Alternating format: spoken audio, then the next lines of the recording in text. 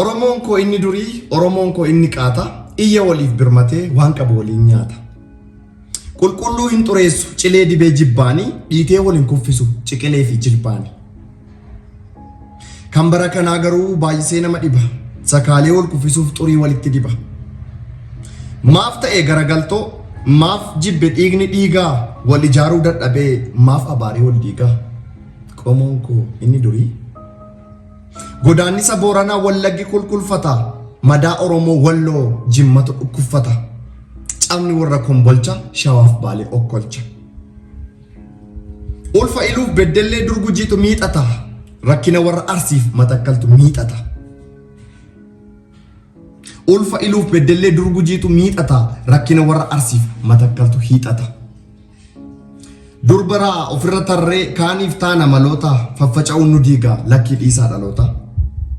Nuti hoo qaama tokko miilarraa hanga mormaa, maaf gandaan wal qooddanii walitti taatu orma.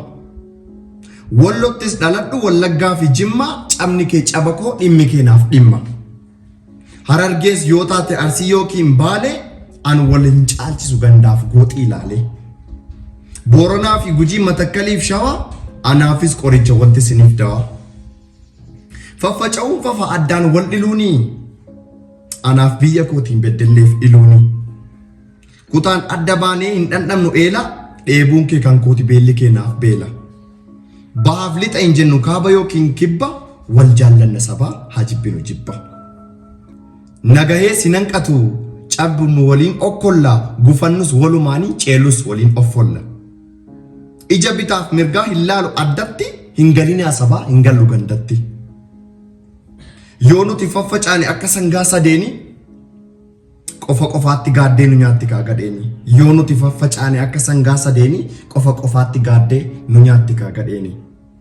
Gaafa nuti tokkoomne, gaafa nu wal jaallanne kallattii arfaniinu, waraabessa dhiisaatii mixiinuu nun ciniinu.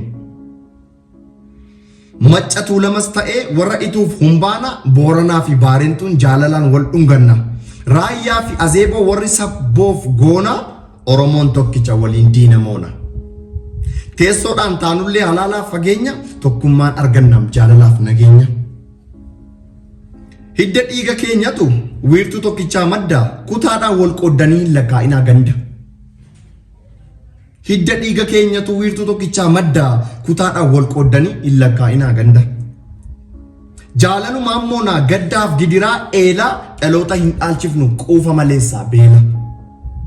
Harkuma keenya jira furtuun quufaaf nageenya, tokkummaa fi jaalallaan gurmuudhaan galma geenya.